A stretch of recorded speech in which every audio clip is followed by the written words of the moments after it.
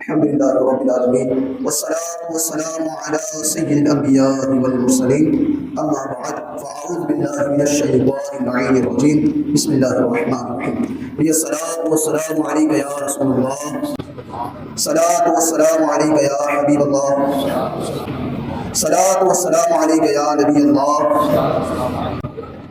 وعلى آلك وأصحابك يا نور الله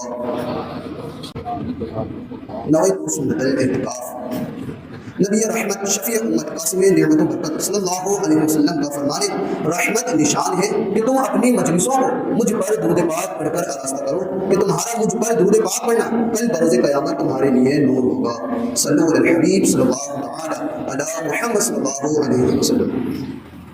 اللہ تبارک و تعالیٰ نے بعض چیزوں کو، بعض وقتوں کو، بعض ایام کو، بعض مہینوں کو اپنی رحمت سے خاص فضیلت عطا فرمائی۔ اللہ تبارک و تعالیٰ کا ان وقتوں کو، ان ایام کو فضیلت عطا فرمانے میں ہم گناہ گاروں کا بہت بڑا فائدہ ہے۔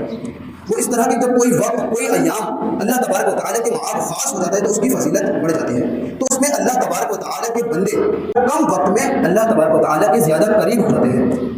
تو اسی طرح اس کا نتیجہ یہ نکلتا ہے کہ وہ کم وقت میں اللہ تبارک و تعالیٰ کے زیادہ، اللہ تبارک و تعالیٰ کے ہاں زیادہ رفیع درجات ہو جاتے ہیں۔ تو اسی طرح ان مقدس معتبر برکت والے مہینوں میں سے رمضان المبارک بھی اللہ تبارک و تعالیٰ کا ایک بہت بڑا بابرکت مہینہ ہے۔ اس کی فضیلت یہ کہ اللہ تبارک و تعالیٰ نے اس کا خاص نام لے کر صراحت کے ساتھ قرآن کریم میں اس کا ذکر فرمایا۔ اللہ تبارک و تعالیٰ نے فرمایا شہر رمضان الذی انزل فیہ القرآن۔ یہ اللہ تبارک و تعالیٰ کا ہم غریبوں پر، ہم گناہ گاروں پر بہت بڑا احسان ہے۔ اس کی فضیلت کو سمجھنے کے لیے، اس کی رحمت و برکت کو سمجھنے کے لیے ہمارے لیے اتنا ہی کافی ہے کہ اللہ تعالیٰ کے حضور صلی اللہ علیہ وسلم نے فرمایا کہ اگر میری امت کو پتہ چل جائے کہ رمضان کیا ہے تو تمنا کرتی کہ کاش پورا سال ہی رمضان ہو۔ مولا علی کرم اللہ وجہہ کریم فرماتے ہیں کہ اگر اللہ تبارک و تعالیٰ کو اس امت کو عذاب میں مبتلا کرنا ہوتا تو کبھی بھی انہیں سورہ اخلاص اور رمضان نہ فرماتی۔ تو معلوم چلا، اس سے پتہ چلا کہ یہ اللہ تبارک و تعالیٰ سے بخشش طلب کرنے کا مہینہ ہے، اللہ تبارک و تعالیٰ سے رحمت طلب کرنے کا مہینہ ہے۔ حضرت سلمان فارسی رضی اللہ عنہ سے روایت آپ فرماتے ہیں کہ جب شعبان المعظم کی 29ویں رات تھی، یعنی جب رمضان کا چاند دکھنے سے ایک دن پہلے کی رات تھی، تو حضور صلی اللہ علیہ وسلم نے صحابہ کرام کو جمع فرمایا اور انہیں رمضان المبارک کی عظمت کے متعلق درس دیا، رمضان المبارک کی عظمت کے متعلق خطبہ ارشاد فرمایا اور رمضان المبارک کو کس طرح گزارنا ہے اس کی تیاری فرمائی، اس کی پریپریشن کروائی۔ تو آج میں اور آپ یہاں پر جمع ہیں اور رمضان المبارک ابھی شروع کے اس کے ایام ہے، ابھی تو تقریباً پورا رمضان المبارک بچا ہوا ہے، تو آپ اور میں بھی اسی نسبت سے، اسی نیت سے کچھ چیزیں آج سیکھتے ہیں کہ اس رمضان المبارک میں ہمیں کیا کیا چیزیں کرنی ہیں۔ تو میں بھی آپ کے چند ایک کام ہے جو آپ کے عرض کروں گا کہ وہ کام اس رمضان المبارک میں آپ کو خاص کر کرنے ہیں، اور کچھ ایک کام ہے جس سے اس رمضان المبارک میں آپ کو بچنا ہے۔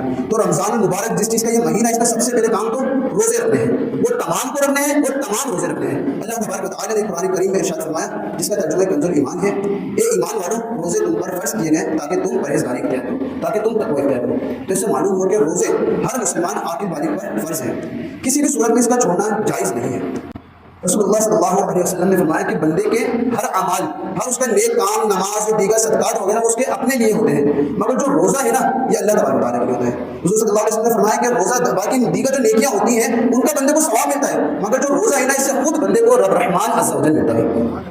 تو اب اس میں سے ہمارے یہاں پر کچھ بعض لوگ اس طرح کے پائے جاتے ہیں جو یہ کہتے ہوئے روزہ چھوڑ دیتے کہ ہمارا کام ہارڈ ہے، کچھ مزدوری کرتے ہیں یہ کہتے ہوئے روزہ چھوڑ دیتے ہیں، کچھ کہتے ہیں کہ ہمارا کام ہارڈ ہے۔ تو آپ دیکھیں کہ آپ سے پہلے بھی کئی اس طرح کے لوگ گزرے جو مزدوری کرنے کے باوجود، سب مزدوری کرنے کے باوجود روزہ نہیں چھوڑتے۔ آج ہمارے لیے کئی قسم کی آزمائش ہوتی ہیں، پنکھے بھی ہوتے ہیں، اگر ہمیں گرمی لگ جائے تو ہم سائے میں بھی بیٹھ جاتے ہیں، پنکھوں میں بھی بیٹھ جاتے ہیں، جبکہ بعض لوگ ہوتے ہیں جو کہتے ہیں کہ ہمارا کام ہارڈ ہے یا ہمارا وقت زیادہ ہے یا ڈیوٹی پہ زیادہ جاتے ہیں، جبکہ اللہ تبارک و تعالیٰ فرماتا ہے کہ وہ کسی بھی جان پر اس کی جان سے زیادہ بوجھ نہیں ڈالتا۔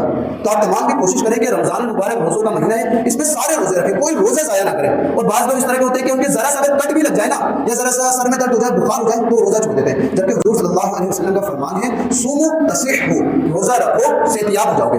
تو اس سے پتہ چلا کہ اگر آپ بیمار ہو جائیں یا تھوڑا سا بخار وغیرہ ہو جائے تو روزہ رکھنا چاہیے، مگر ہمارے یہاں کیا کرتے ہیں کہ روزہ چھوڑ دیتے ہیں۔ تو یہ روزہ ذرا سی معمولی سی بخار وغیرہ کی وجہ سے چھوڑنا نہیں چاہیے۔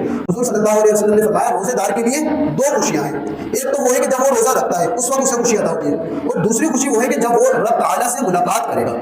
تو آپ تمام کے لیے یہی ایک بہت بڑی خوش نصیبی کی بات ہونی چاہیے، اسی بات پہ آپ کو سارے روزے رکھنا چاہیے کہ روزے دار کی رب تعالیٰ سے ملاقات ہوگی۔ اور حضور صلی اللہ علیہ وسلم کا ایک اور فرمان ہے کہ روزے دار کی جو منہ کی بو ہے نا وہ اللہ تبارک و تعالیٰ کو مشک سے بھی زیادہ خوشبو، مشک سے بھی زیادہ پسند ہے۔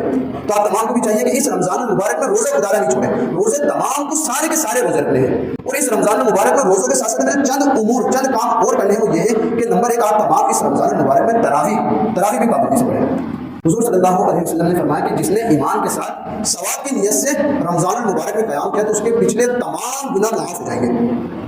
تو آپ یہ دیکھ رہے ہیں کہ آپ ہم سے بھول چوک میں گناہ ہو ہی جاتے ہیں, گناہ کر ہی دیتے ہیں, چھوٹے گناہ کبیرہ چھوٹے گناہ ہو ہی جاتے ہیں. تو یہ جو رمضان المبارک میں قیام کرنا ہے جس کی ایک صورت تراویح بھی ہے, تراویح بھی رمضان المبارک کی راتوں کو ہی پڑھی جاتی ہے, تو یہ بھی قیام کی ایک صورت ہے. تو یہ تمام پچھلے گناہوں کا کفارہ ہو جائے گا. اسی طرح میرے آقا صلی اللہ علیہ وسلم نے فرمایا کہ بروز قیامت رمضان اور قرآن بندے کی شفاعت کرے گا. رمضان عرض کرے گا کہ محبوب میں نے اسے دن بھر کھانے سے روکے رکھا, کھانے پینے سے روکے رکھا, اس کے حق میں میری شفاعت قبول فرما. اور قرآن عرض کرے گا کہ محبوب میں نے رات میں سے سونے سے محفوظ رکھا, اس کے حق میں میری شفاعت قبول فرما. تو بعض شارحین نے لکھا ہے کہ رات میں سونے سے محفوظ رکھنے سے مراد اس میں تراویح اور تہجد کی نماز ہے. تو آپ تمام بھی کوشش کریں کہ تراویح لگتی کچھ لوگوں کو ذرا سی بھاری لگتی ہے, جن کی پڑھنے کی عادت نہیں ہوتی, تو آپ تمام بھی 2 سے 3 دن مسلسل اس کی پابندی سے آپ پڑھیں تو آپ کو مزہ آئے گا, پھر آپ کا اس میں دل لگے گا. تو اس رمضان المبارک روزوں کے ساتھ ساتھ تراویح کی بھی پابندی کرنی ہے. اور روزے تراویح کے ساتھ ساتھ چند جو کام ہے نا اس میں یہ ہے سحر و افطار, سحر و افطار کی بھی پابندی کرنی ہے. حضور صلی اللہ علیہ وسلم نے فرمایا کہ جو یہودی تھے نا وہ سحری نہیں کیا کرتے تھے, تو حضور نے فرمایا تم یہودی اور تمہارے اور یہودیوں کے درمیان جو فرق یہ ہے نا وہ سحری ہے. حضور نے فرمایا کہ سحری کرو, اس میں برکت ہے, سحری کرنا عبادت ہے. آپ سحری کو ہلکا نہیں جانے, آپ یہ سمجھے کہ آپ روٹی کھا رہے ہیں, سالن کھا رہے ہیں, دہی ہے, پانی, آپ اسے ہلکا نہیں سمجھے, بلکہ یہ اللہ تبارک و تعالیٰ کی آپ کا بہت بڑا احسان ہے. کیونکہ آپ میں سے کچھ تو ایسے تھے جو صبح 7 بجے اٹھتے تھے, جو 9 بجے اٹھتے تھے, جو 11 بجے اٹھتے تھے, کوئی صبح جلدی کھاتا تھا, کوئی دیر سے کھاتا تھا, کوئی دوپہر میں کھاتا تھا. مگر آپ تمام جو یہ اٹھے نا خود سے نہیں اٹھے سارے, بلکہ یہ آپ کسی کے کہنے پر اٹھے, کسی کے حکم کی تعمیر آپ کر رہے ہیں. یہ اللہ اور اس کے رسول کے آپ حکم کی اطاعت کر رہے ہیں. اور آگے کیا حضور نے خوبصورت فرمان فرمایا کہ اس سے آپ تمام کل سے ہی روزوں پہ آپ کے سحری پہ رونق ہوا کرے گی, دسترخوان سجا کریں گے. حضور نے فرمایا کہ جو سحری کرتا ہے اس پر اللہ اور اس کے فرشتوں کی رحمت ہوتی ہے. تو سحری کو ہلکا نہیں سمجھے, سحری یہ اللہ تبارک و تعالیٰ کی ایک عبادت ہے. اور ایک آپ کو ایک چھوٹا سا نسخہ میں ایک اور اس رمضان المبارک متعلق عرض کرتا چلوں کہ رمضان المبارک کے آپ جب سحری کے لیے اٹھتے ہیں نا تو وہ تہجد کا وقت ہوتا ہے, اور تہجد کا افضل ترین وقت بھی یہی کہ آخری پہر. تو آپ سارے کوشش کریں کہ اس رمضان المبارک جب آپ سحری کے لیے اٹھیں تو وضو کریں, 10-15 منٹ آپ جب بھی اٹھتے ہیں اس سے 10-15 منٹ نہ پہلے اٹھ جائیں, تو آپ وضو کریں اور تہجد ادا کریں, با وضو ہی سحری کریں. تہجد پڑھنے والے کے لیے حضور کا کیا خوبصورت فرمان ہے. حضور فرماتے ہیں کہ جو شخص تہجد پڑھتا ہے نا تو اللہ تبارک و تعالیٰ اسے دیکھ کر مسکراتا ہے. اور اگر جو نوجوان شخص, ابھی نوجوان کے ہمارے درمیان آپ تمام بھی سنیں, کوشش کریں کہ آج سے تہجد لازمی ادا کریں. حضور نے فرمایا کہ اگر کوئی نوجوان تہجد کی نماز ادا کرتا ہے تو اللہ تبارک و تعالیٰ فرشتوں پر فخر فرماتا ہے. تہجد کی نماز دیگر نمازوں, فرض نماز کے بعد سب سے افضل ترین نماز تہجد ہے. تو یہ جو مہینہ ہے نا یہ اوور ٹائم کا مہینہ ہے, ایکسٹرا وقت لگانے کا مہینہ ہے. کس چیز میں؟ یہ نہیں کہ پیسے کمانے میں, ڈیوٹیوں لگانے پہ, اس میں ایکسٹرا وقت نہیں لگانا, بلکہ اس مہینے میں آپ کو عبادات میں ایکسٹرا وقت لگانا ہے. عبادات کا یہ مہینہ ہے, آپ کو اس میں ایکسٹرا اپنا وقت لگانا ہے. اسی طرح سحریوں اور تہجد کے ساتھ ساتھ اس رمضان المبارک آپ نے افطار, اس کا خاص اہتمام کرنا ہے. حضور صلی اللہ علیہ وسلم نے فرمایا کہ جو روزہ رکھنے والا اپنا روزہ کھولتا ہے نا اس وقت اس کی کوئی بھی دعا رد نہیں کی جاتی, اس کی دعائیں قبول کی جاتی ہیں. تو جو روزہ کھولنے کا وقت ہے دعاؤں کی قبولیت کا وقت ہے. تو آپ کو اس رمضان المبارک روزہ افطار خود بھی کرنا ہے اور دوسروں کو بھی کرنا ہے. ابھی بہت زیادہ مہنگائی کا دور ہے, آپ اپنے آس پاس پڑوسیوں میں, بہن بھائیوں میں خیال رکھیں. اگر اللہ تبارک و تعالیٰ نے آپ کو نعمتیں عطا کی ہیں, کئی قسم کے آپ کو پھل فروٹ عطا کیے ہیں, تو آپ ان کا اپنے پڑوسیوں کا, اپنے بہن بھائیوں کا لازمی خیال رکھیں کہ اگر جن کے گھر پہ یہ نعمتیں میسر نہیں ہیں آپ ان تک بھی یہ نعمتیں پہنچائیں. حضور صلی اللہ علیہ وسلم کا فرمان ہے کہ میں اس شخص کو مومن ہی نہیں مانتا کہ جو خود تو پیٹ بھر کے کھائے مگر اس کا پڑوسی اس کے گھر کھانے کو نہ ہو, پڑوسی کے پاس 2 وقت کی روٹی نہ ہو, اس کو میں مومن ہی نہیں مانتا. اور آگے کیا حضور کا خوبصورت فرمان, حضور نے فرمایا کہ جس نے کسی بھی شخص کو افطاری کرائی تو اللہ تبارک و تعالیٰ جتنا ثواب روزہ رکھنے والے کو عطا فرماتا ہے اتنا ہی ثواب روزے افطار کرانے والے کو بھی عطا فرماتا ہے. اور آگے حضور کا کیا خوبصورت فرمان ہے کہ جس نے اپنی حلال کمائی میں سے کسی ایک شخص کو بھی روزہ افطار کرایا تو اللہ تبارک و تعالیٰ کے فرشتے رمضان کے دنوں میں, رمضان کی گھڑیوں میں اس کے لیے مغفرت کی دعا کرتے ہیں. اور حضرت جبریل علیہ السلام رمضان کی تاب راتوں میں اس کے لیے مغفرت کی, اس کے لیے رحمت کی دعا کرتے ہیں کہ محبوب اس نے تیرے بندے کو روزہ افطار کرایا تو اس پر رحمت فرما. آپ دیکھیں کہ ہم میں سے اکثر یہ ہوتے ہیں کہ رمضان المبارک کی تاب راتوں میں اسی کوشش میں ہوتے ہیں کہ تاب رات کو حاصل کر لیں, اس میں دعائیں کر لیں, مگر اس شخص کے لیے جو کسی کو افطار کرا اس کے لیے خود رمضان المبارک کی تاب راتوں میں حضرت جبریل علیہ السلام دوڑ رہے ہیں. تو میرے میٹھے اور محترم اسلامی بھائیوں, اس رمضان المبارک میں یہ چند کام تھے جو آپ کو رمضان المبارک میں خاص لازم کرنے ہیں. روزہ رکھنا ہے, پھر سحری کرنی ہے, اس کے ساتھ تہجد ادا کرنی ہے, اس کے ساتھ تراویح بھی پڑھنی ہے, روزہ افطار کرنا بھی, کرانا بھی. اور ان تمام کے ساتھ ساتھ آپ کو اس رمضان المبارک خاص کر ایک کام وہ لازمی کرنا ہے, وہ یہ ہے کہ ان تمام نیک اعمال کے ساتھ ساتھ گناہوں سے لازمی بچنا ہے اس رمضان المبارک آپ تمام کو.